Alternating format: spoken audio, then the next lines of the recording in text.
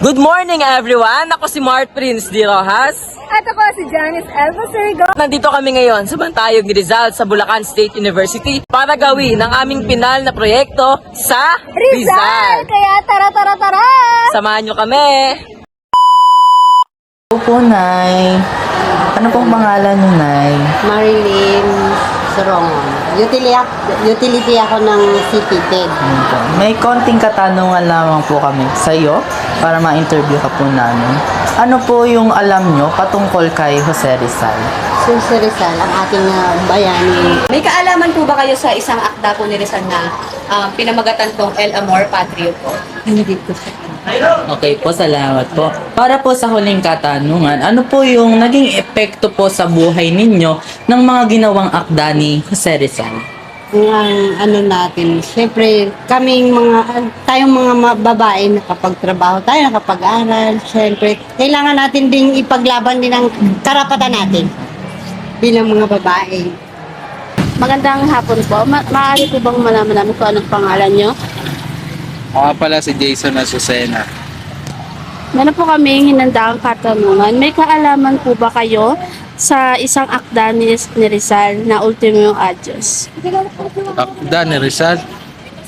Wala akong gano'ng kaalaman kay Rizal pero alam ko isa siyang naging bayani sa ating bansa. Salamat po. Para naman po sa susunod na katanungan, meron po ba kayong alam na ilan sa mga akda po ni Dr. Jose Rizal? Akda yung Mga sinulat niya po, mga obra maestra. Okay. Sulat niya ba yung Lori Metangel? Yes po. Noli Me Tangere. Sulat niya na yun. Ayun na lang po sa akin. Ito naman po yung sunod. Ano ang naging epekto ng mga aktang ginawa ni Rizal sa buhay mo ngayon bilang tricycle driver? Naging epekto sa akin. Kumbaga po, paano nyo po na-apply sa pang-araw-araw na buhay nyo bilang tricycle driver yung mga ginawa pong akda ni Rizal? Kumbaga, paano po ito nakakatulong sa inyo sa araw-araw? Kahit po ano na lang, yung kaalaman. Para sa akin, natulong si Rizal dahil paano siya tumulong din ako sa abot na aking makakaya. Parang ganun lang. Magandang araw po. Ako po si Doc Raymond Villafani mula po sa College of Professional Teacher Education po. Salamat po sir. Ano pong alam nyo tungkol kay Dr. Jose Rizal? Okay. Ang pagkakaalam ko kay Dr. Jose Rizal, simula't simula pa, na siya ang tinuturing na isa sa mga pambansang bayani natin sa Pilipinas. At siya din ay ang may akda ng dalawa sa mga sikat na nobela sa Pilipinas, ang Noli Me Tangere at ang El Filibusterismo. Okay sir, ano po yung alam nyo sa akda ni Rizal na sa aking mga kabata?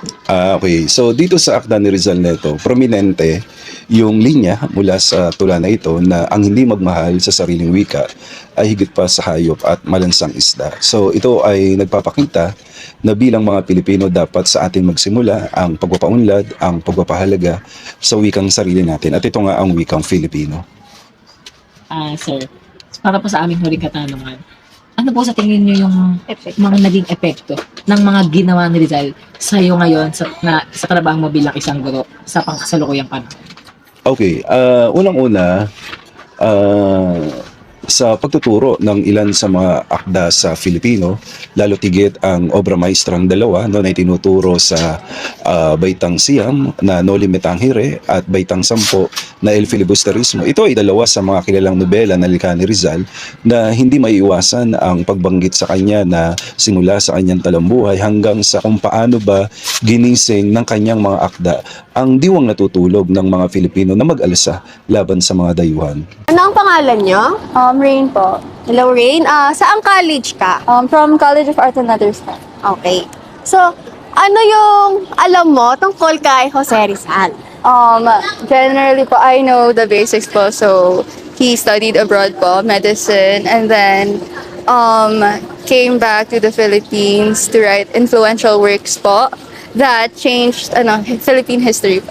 May alam ka po ba sa mga akda na sinulat o ginawa ni Dr. Jose Rizal? El Fili po pati Noli. Okay. So, ano ang unang pumapasok sa isip mo kapag naririnig mo ang akda ni Rizal na El Fili at Noli?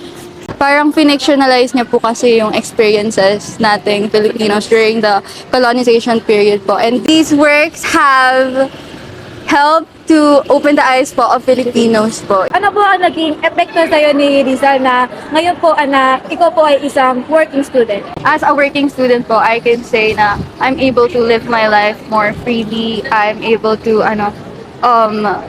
have basic rights like vote, study in a proper school po, establish proper connections po with people around me, with my fellow Filipinos po, and with those outside of my country, because with his influence po and his help to decolonize us po, I'm able to enjoy a better and more peaceful world po currently. Ngayong tapos na nating kapanayamin ang komunidad patungkol sa mga akda at naging epekto ni Dr. Rizal sa kanilang pamumuhay, Samahan niyo kaming malaman kung ano-ano ang mga akda na nilikha ng ating pambansang bayani si Jose Rizal. na bibigyang pagpapakahulugan at paliwanag ng aming mga kasama. Kaya, Tara! Naman, alamin natin, tapos pagkwentuhan natin kung ano nga ba yung mga nilalaman ng mga akda ni Rizal. Alam niyo ba yung mga akda ni Rizal? Siyempre naman! Pwede yung sa aking mga kabata. No limitan dyan eh. Yung Mi Ultimo Adios. El Amor Patrio. At syempre, yung El Filibusterismo. Ano, Jake? Paano mga ngawit siya? Oo nga, mga ngawit ako, pero ilagay na lang natin doon yung camera. Ayan, dahil dyan ay ako muna ang magsisimula sa atin. Ang sa akin ay ang No Limit Tangere ni Dr. Jose Rizal. Ang No Limit Tangere ay isang nobelang palipunan na naglalarawan sa kalagayan ng Pilipinas noong panahon ng kolonyalismong Espanyol. Dito ay particular na pinapakita ang mga pang-aabuso ng mga praile, pati na rin ang mga katiwilaan sa pamahalaan sa pamagitan ng mga tauhan at pangyayari na ipinakita ni Rizal ay makikita natin ang walang katarungan at ang paghihirap ng mga Pilipino. Ang layunin ng akda ni Rizal ay imulat ang mga kamalayan ng mga mamayan at ipakita ang kahit ng mga damdaming makabayan upang hangarin ang pagbabago sa ating lipunan. Ano naman ang sayo? Ito naman ay ang pagpapatuloy ng No Limit Tangere. Alam niyo ba na ang ibig sabihin ng El Filibusterismo ay ang paghahari sa kasakanan? Ang El Filibusterismo ay isang makabuluhang nobela ni Dr. Jose Rizal na nagpapakita ng madilim na kalagayan ng lipunan sa panahon ng kolonyalismo. Inilalarawan lamang dito si Simon na puno ng galit at paghahangad ng paghihiganti. Ito lamang ay sumisimbolo sa matinding paghahangad niya ng pagbabago sa lipunan. Anong pala yun? Alam nyo ba, may sinulat si Rizal nung bata pa siya. At ito ang Sa Aking Mga Kabata. Alam nyo ba na ang Sa Aking Mga Kabata ay isang tula na ginawa ni Rizal. Ito yung nagbibigay diin sa pagmamahal sa sariling wika bilang simbolo ng pagkakakilanlan ng isang bansa. Pumasok dito yung sinabi ni Rizal na ang hindi magmahal sa sariling wika ay higit pa sa hayop at malansang isda. Layunin ng akdang ito na ipaalam sa mga kabataan o hikayatin yung mga kabataan na gamitin ang ating sariling wika, ang wikang Pilipino, bilang pundasyon ng nasyonalismo at pagkakakinlanlan. At higit pa rito ay pinapakita rin sa akda na ito na ang wikang Pilipino hindi lamang kasangkapan ng komunikasyon. Ito rin ay nagbibigay o nagpapadala ng mga kultura, kasaysayan at higit sa lahat ang pagmamahal sa bayan. Ay, ganun pala yun? Oo, ganun yun. Ano naman yung El Amor Patrio? Pag-ibig sa tinubuang lupa, ang unang sinulat ni Dr. Jose Rizal sa labas ng Pilipinas. Nalathala niya sa Diaryong Tagalog noong August 20, 1882. Ito ay nilagdaan niya sa ilalim ng sagisag panulat na Laong Laan. Inilarawan ni Rizal ang pag-ibig sa bayan bilang likas, dalisay at hindi nabibili ng damdamin. Ito ang nagtutulak sa mga tao na magsakripisyo at gumawa ng kabayanihan para sa kanilang bansa. Pinakita rin niya na ang pagmamahal sa Pilipinas ay nananatili kahit siya ay nasa ibang bansa. Hinimok niya ang mga Pilipino na ipakita ito sa gawa at magkaisa para sa kaunlaran ng ating bansa. So laong-laan pala yung ginamit na sagisag panulat ni Dr. Jose Rizal sa pagsusulat ng El Amor Patrio. Ngayon alam na namin. Ito naman, ano naman yung sa'yo? Oh, ako naman. Oh, sige. Dahil nga yung mga sinulat niya, 'di ba? Pagmamahal sa bayan. Dito naman yung huli niyang sinulat, yung Mi Ultimo Adios. Ayun yung tula na sinulat niya. Alam niyo ba yung laman nun? Ano? Ang laman nun ay handang pagsakripisyo ng buhay para sa bayan. Inano doon na sinabi doon ni Rizal na ang pag-ibig sa bayan ay mas mataas dapat kaysa sa sarili. Ayun yung laman nun. Tapos, naging kasi siya ng revolusyonaryo, inspirasyon. Kaya doon lumabas na yung mga handa ng lumaban para sa mga ibang bansa.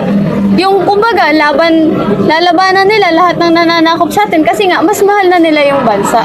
Ayun yung naturo nung Mi Ultimo Adios ni Jose Rizal. Yun pala yun. Ayun, may natutunan naman na tayo at alam pala natin or may ilan tayong alam sa mga akda ni Jose Rizal. Oo, buti na lang talaga. Binasa natin yun. Diba? Tara na nga. Recess na pala. Sa aming simpleng proyekto na pakikipanayam sa komunidad ay nakita natin ang resulta na kahit ang ultimo manggagawa, estudyante, nagtatrabaho o ang personal na tao ay unti-unti nang nakalilimutan ang halaga at ang epekto ng ating pambansang bayani. Ang usaping ito ay higit pa sa pagpapasa ng proyekto, bagkus ay ang mahalagang usapin dito sa lipunan. Marahil ang mga guro ang siyang nagiging nasisisi pagdating sa mga pagkukulang ng kaalaman.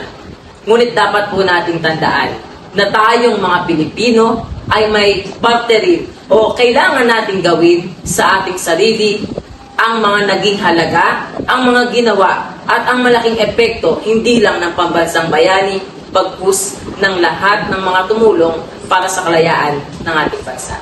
Sa patuloy na pag-usbong ng modernong panahon, patuloy din sa paglubog ang ilan sa mahalagang bahagi ng ating kasaysayan. Ayon sa kasagutan ng ating mga nakapanayam, ang ilan sa kanila ay may kaalaman hindi sa naging buhay ni Dr. Jose Rizal, habang ang iba naman ay kilalang siya bilang pambansang bayan. Sino nga ba si Dr. Jose Rizal sa likod ng mga katanang ito? Sapat na nga bang alam lang natin na siya ang ating pambansang bayan? Base sa kasagutan ng ating mga nakapanayam, ang ilan sa kanila ay hindi pamilyar sa mga akda at obra maestra ni Dr. Jose Rizal na siyang nakatulong sa ating mga Pilipino hanggang sa kasalukuyang panahon. Habang iba naman ay walang kaalaman hindi sa mahalagang detalye ng pagkatao ni Dr. Jose Rizal. Sapat na nga ba, limatahan natin ang kaisipan ng mga Pilipino na si Dr. Jose Rizal ang ating pambansang bayani. Mahalagang malaman ng bawat isa sa atin ang mga nagawa ng ating pambansang bayani, lalo na ang kanyang mga akda, sapagkat dito nasasalamin ang katotohanan ng ating kasaysayan. Sa pamamagitan ng kanyang panulat, nabuksan ng mga mata ng mga Pilipinong noon ay natatakot at tila nagbubulag-bulagan sa pang-aapi. Ang kanyang mga likha ang nagsilbing apoy na nagpasiklab sa damdamin ng makabayan at pagnanais na lumaban para sa kalayaan. Dahil dito, nagising ang diwang Pilipino at nagsimulang tumindig para sa sariling karapatan. Kaya naman ang pag-alam sa kanyang mga akda ay hindi lamang paggunita, kundi pagpapatuloy ng kanyang ipinaglaban. Lagat! At dyan natatapos ang aming pinal na proyekto sa Life and Works of Rizal. Ito ay higit pa sa pagpapasa o paggawa ng pinal na proyekto o video presentation, bagkus ay pagmulat para sa inyong lahat.